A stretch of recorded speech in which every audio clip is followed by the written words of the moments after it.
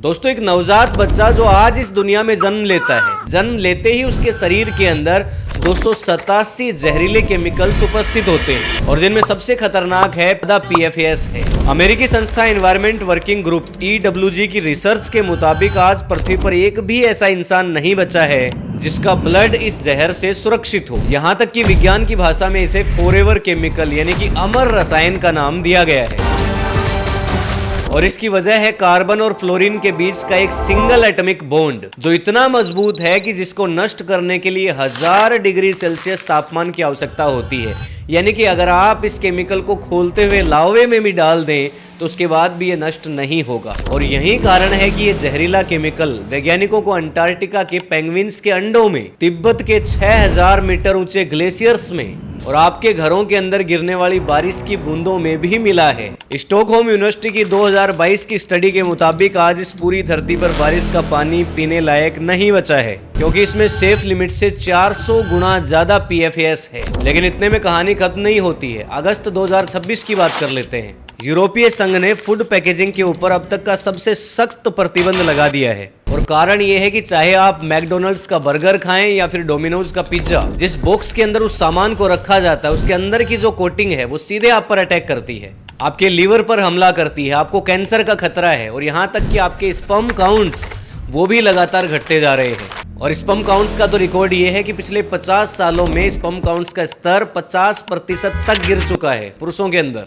और सबसे ज्यादा चौंकाने वाली बात यह है कि करोड़ों कमाने वाली मल्टीनेशनल कंपनियों को इसकी जानकारी 1960 से है। उन्होंने 60 सालों तक इस डेटा को तिजोरियों में बंद रखा ताकि उनका मुनाफा न रुक सके। आज इस एपिसोड के अंदर कई सारी परतों में हम ये राज खोलने जा रहे हैं। इस एपिसोड को अंत तक जरूर देखिएगा। जिस जहर की हम बात कर रहे हैं उसका जन्म किसी साजिश के तहत नहीं हुआ था, ये वैज्ञानिकों की एक गलती थी। साल 1938 में न्यू जर्सी की एक ड्यूपॉन्ट लैब में वैज्ञानिक रॉय प्लंकेट एक नई रेफ्रिजरेटर गैस के ऊपर काम कर रहे थे, लेकिन तभी इनको सिलेंडर के अंदर जमी हुई एक अजीबोगरीब सफेद कलर की कोटिंग मिलती है जिसे आज ये दुनिया टेफ्लॉन नाम से जानती है। ये कोई आम प्लास्टिक नहीं था, इस पर दुनिया का कोई तेजाब, एसिड असर नहीं करता था, इसमें आग नहीं लगती थी और सबसे हैरान करने वाली बात यह थी कि इस पर दुनिया की कोई चीज चिपक नहीं सकती थी। और इसी चमत्कारी खूबी के कारण द्वितीय विश्व युद्ध के दौरान अमेरिकी सरकार ने इसे मैनहट्टन प्रोजेक्ट के लिए पूरी तरह से गुप्त घोषित किया। परमाणु बम के यूरेनियम को रोकने के लिए अमेरिकी सरकार ने इसका उपयोग किया था। विश्व युद्ध तो खत्म हो गया लेकिन दो कंपनियां ड्यूपॉन्ट और 3M, इन दोनों ने मिलकर के सोचा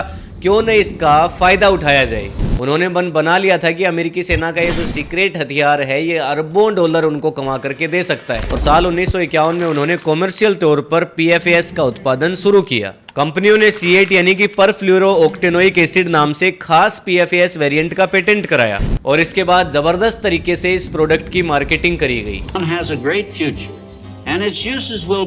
विज्ञापनों के अंदर दिखाया गया कि कैसे टेफ्लॉन की परत वाले बर्तन महिलाओं की जिंदगी बदल रहे हैं। हैप्पी पैन नाम के ब्रांड के तहत करोड़ों घरों के अंदर इन प्रोडक्ट्स को पहुंचा दिया गया। लेकिन कंपनियों का लालच यहाँ कैसे रुकता? कंपनियों को ये पता था कि ये केमिकल पानी और तेल को दूर भगाता है और इसीलिए इन्होंने आपके वाटरप्रूफ कपड़े, दाग धब्बे न लगने वाले सोफे के कवर्स, एरोप्लेन्स में हाइड्रोलिक फ्लूइड्स और यहाँ तक कि फायर ब्रिगेड में आग बुझाने वाले झाग यानी कि AFFF में भी मिला दिया।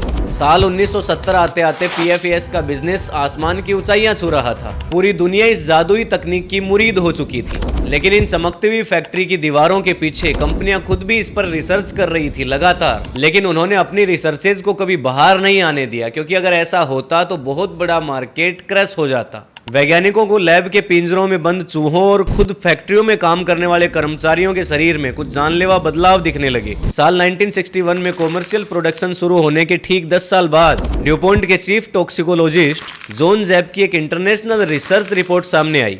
इस रिपोर्ट के अंदर साफ लिखा हुआ था कि टेफ्लॉन के अंदर इस्तेमाल हो रहा C8 केमिकल चूहों और खरगोशों के लीवर का साइज असामान्य रूप से बढ़ा रहा है और इसे इंसानों के लिए अत्यधिक जहरीला यानी कि पॉइजनियस माना जाना चाहिए। कानून तो ये कहता था कि इस रिसर्च को तुरंत अमेरिकी पर्यावरण सुरक्षा एजेंसी को सौंपा जाना चाहिए था, लेकिन कंपनियों ने ऐसा किया नहीं। इसके ठीक 9 साल बाद 1970 के अंदर एक और प्रतिद्वंदी कंपनी 3M ने अपनी गुप्त लैब के अंदर पाया कि PFAS केमिकल सिर्फ जहरीला नहीं है, यहाँ तक कि ये रिसाइकिल भी नहीं हो सकता और इंसानों के ब्लड के अंदर कई सालों तक जमा रह सकता है। और 1981 के अंदर तो लगभग सारी हदें पार कर दी गई। ड्यूपोंट ने अपनी वेस्ट वर्जीनिया फैक्ट्री के टेफ्लॉन डिवीजन में काम करने वाली 8 गर्भवती महिला कर्मचारियों के बच्चों पर नजर रखनी शुरू करी। नतीजा दिल दहला देने वाला था, क्योंकि उन 8 में से 2 बच्चों के चेहरे जन्म से ही विकृत थे, जिनमें से एक बच्ची की सिर्फ एक ही आंख थी और उस बदनसीब बच्चे का नाम था बक्की बेली। फैक्ट्रियों के मालिकों को इस भयानक सच का पता चल चुका था।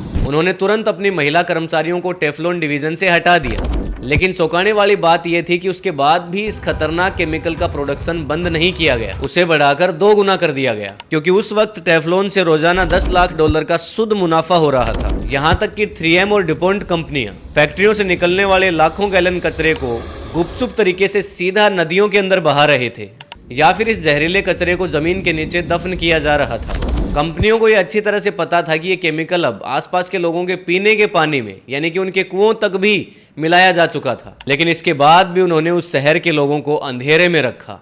सालों तक ये खूनी खेल इसी तरह से कॉरपोरेट की तिजोरियों के पीछे चलता रहा। मासूम लोग उस पानी को पीकर कैंसर और अजीबोगरीब बीमारियों का सामना करते रहे। डॉक्टर्स भी समझ नहीं पा रहे थे कि आखिरकार इस महामारी की वजह क्या है। साल 1998 में वेस्ट वर्जीनिया के पार्क्सबर्ग शहर के साधारण किसान विल्बर टेनेंट ने देखा कि उनकी हरी भरी चारागाह से गुजरने वाली छोटी सी नदी का पानी पूरी तरह सफेद और झागदार हो चुका है। देखते ही देखते उस पानी को पीने की वजह से उनकी 153 दुधारू गायें तड़प तड़प कर मर गई। गायों के दांत काले पड़ चुके थे, लीवर की साइज 4 गुना तक बढ़ चुकी थी और गायें अजीब तरह से हिंसक व्यवहार कर रही थी। स्थानीय प्रशासन और डॉक्टर्स ने विल्बर की बात सुनने से मना कर दिया, क्योंकि पूरा शहर ड्यूपोंट की फैक्ट्री से मिलने वाले रोजगार के ऊपर ही चल रहा था। हार मानकर विल्बर सिंसिनाटी शहर के कॉर्पोरेट वकील के पास पहुंचते हैं, जिनका नाम था रॉबर्ट बिलार्ड। रॉबर्ट बिलार्ड आमतौर पर जो बड़ी केमिकल कंपनियां होती थी, फैक्ट्रीज होती थी, उनका बचाव किया करते थे।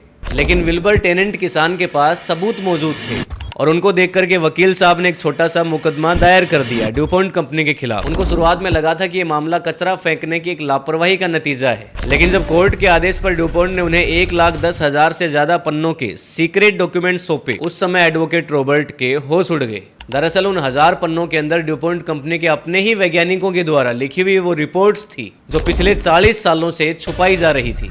रॉबर्ट ने महीनों जाकर उन डॉक्यूमेंट्स की कड़ियों को आपस में जोड़ा और साल 2001 के अंदर अमेरिकी पर्यावरण एजेंसी EPA को 970 पन्नों का एक और, जिसने अमेरिका की संसद के अंदर भी हड़कंप मचा दिया। इतिहास में पहली बार C8 और PFAS का सच दुनिया के सामने आया। ड्यूपोंट ने रॉबर्ट को चुप करवाने के लिए अरबों डॉलर की कानूनी ताकत झोंकी, लेकिन रॉबर्ट पीछे नहीं हटे। उन्होंने पार्क्सबर्ग शहर के 69,000 नागरिकों के खून के सैंपल इकट्ठे किए और वैज्ञानिकों की एक स्वतंत्र टीम बनाई। ये टेस्ट लगभग 7 साल तक चला और उसके बाद ये साबित हुआ कि पानी में घुला ये PFAS सीधे किडनी कैंसर, टेस्टिकुलर कैंसर और थायराइड का कारण बनता है। और इसका नतीजा ये हुआ कि साल 2017 के अंदर ड्यूपोंट को अपने घुटने टेकने पड़े। इस कंपनी को प्रभावित लोगों को $670 मिलियन यानी कि करीब 5500 करोड़ रुपए का मुआवजा देने का ऐतिहासिक आदेश दिया गया। विल्बर टेनेंट की गायों से शुरू हुई कहानी इस कंपनी को इतने बड़े जुर्माने तक ले आई थी। हालांकि मुआवजा देकर ड्यूपोंट और 3M जैसी कंपनियों ने कानून से पल्ला तो झाड़ लिया,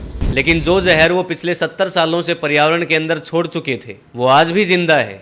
इसका नाम ही है अमर रसायन। ये कभी खत्म नहीं होता। फैक्ट्रियों से निकला PFAS बादलों में जाता है और बारिश बनकर सीधे हमारे खेतों की मिट्टी में समा जाता है। भारतीय विज्ञान संस्थान IISc और IIT बॉम्बे की हालिया पर्यावरण रिपोर्ट्स के मुताबिक आज भारत की 2 सबसे पवित्र नदियां गंगा और यमुना इस फॉरएवर केमिकल से बुरी तरह से प्रदूषित हो चुकी हैं। नई दिल्ली और वाराणसी के पास से अलग अलग सैंपल्स लिए गए और उनके अंदर PFAS की मात्रा सेफ लिमिट से 30 से 50 गुना तक ज्यादा पाई गई। यानी कि भारत का ग्राउंड वाटर अब सेफ नहीं रहा। और जब इस तरह के पानी से हमारे खेतों के अंदर सिंचाई होती है तो ये केमिकल फसलों की जड़ों के जरिए सीधे हमारे भोजन के अंदर पहुंचता है। अगस्त 2026 की एक वैश्विक कृषि रिपोर्ट के मुताबिक आज बाजार में मिलने वाले आलू, गाजर और हरी पत्तेदार सब्जियों के आंतरिक गुद्दे में PFAS जमा हो चुका है और यहाँ तक कि इसे आप धोकर, छीलकर या उबालकर साफ भी नहीं कर सकते। एक बार जब ये भोजन आपके पेट में जाता है तो ये केमिकल आपके खून में मौजूद प्लाज्मा प्रोटीन से चिपक जाता है और हमारा शरीर इसको बाहर निकालने का कोई रास्ता जानता ही नहीं है। धीरे धीरे पुरुषों के टेस्टिस यानी कि अंडकोश में जमा होने लगता है। मेडिकल जर्नल द लैंसेट की रिपोर्ट के मुताबिक पिछले कुछ दशकों में वैश्विक स्तर पर पुरुषों का स्पर्म काउंट जो 50% तक गिरा है, उसके पीछे इस केमिकल का बहुत बड़ा हाथ है। माताएं जो अपने बच्चों को दूध पिलाती हैं, उनके दूध में भी ये केमिकल पाया गया। इसका मतलब ये है कि इस मासूम का जन्म इस दुनिया में हुआ है जिसने अभी तक अपनी तरफ से कोई गलती नहीं की, उसकी बॉडी में भी ये मौजूद है। आज भारत के महानगरों में बढ़ रहे लीवर सिरोसिस, थायराइड और कम उम्र में होने वाले किडनी कैंसर के पीछे यही केमिकल छुपा हुआ है। स्थिति इतनी गंभीर है कि डेवलप्ड कंट्रीज ने इसके खिलाफ सीधी जंग छेड़ दी है। जैसा कि मैंने वीडियो की शुरुआत में बताया था कि इसी महीने अगस्त 2026 में यूरोपीय संघ ने फूड पैकेजिंग पर पूर्ण प्रतिबंध लगा दिया है। लेकिन भारत में तो जिंदगी सस्ती है, सब कुछ देखकर भी आंखें मूंद ली जाती हैं और इसलिए हम आज भी इस खतरे के बीच जूझ रहे हैं। अब सवाल है कि क्या इस खतरे से बचने के लिए हमारे पास कोई रास्ता है? एक ऐसा केमिकल जिसको ना तो प्रकृति नष्ट करती है और ना ही हमारी खुद की बॉडी नष्ट कर सकती है। क्या किसी भी तरह से हम इससे बच पाएंगे? तो इसी महीने अगस्त 2026 में जर्मनी के लाइबनीज इंस्टीट्यूट के वैज्ञानिकों ने एक ऐसी नई टेक्नोलॉजी इजाद करी है जो इस अमर केमिकल के घमंड को तोड़ सकती है। उन्होंने इस्तेमाल किया है कोल्ड प्लाज्मा और सुपर क्रिटिकल वाटर ऑक्सीडेशन जैसी टेक्नोलॉजी से वैज्ञानिक पानी में मौजूद 99% PFAS को सिर्फ कुछ ही मिनटों में पूरी तरह नष्ट करने में कामयाब रहे। लेकिन इस टेक्नोलॉजी को हम तक और हमारे वाटर प्लांट्स तक पहुंचने में शायद दशकों लगेंगे और जिस रफ्तार से हम ग्रो कर रहे हैं शायद इसको पहुंचने में 50 साल भी लग जाएं। तो आप बचने के लिए इस वक्त क्या कर सकते हैं? आपको अपने जीवन के अंदर 3 बड़े बदलाव करने होंगे। पहला बदलाव आपको करना है कि आपके किचन में जितने भी नॉन स्टिक वाले बर्तन हैं जिन पर टेफलॉन की कोटिंग है उनको उठाइए और बाहर फेंकिए, चाहे किसी भी कंपनी के हों। अगर उन पर जरा सी भी खरोंच आ जाती है तो वो जहर उगलना शुरू कर देते हैं। इसकी जगह पर आप पारंपरिक पित्तल, लोहे या सुरक्षित स्टेनलेस स्टील के बर्तनों का इस्तेमाल कर सकते हैं। दूसरा बदलाव आपको करना है कि जो भी पैकेट वाला फूड है, खासकर जो वाटरप्रूफ या ग्रीस प्रूफ पेपर बॉक्स में आता है, जैसे माइक्रोवेव से बने पॉपकॉर्न, पिज्ज़ा, डिलीवरी बॉक्सेज या रैपर्स, इसमें बिस्किट और चॉकलेट्स के रैपर्स भी शामिल हैं, उनका इस्तेमाल कम से कम कीजिए।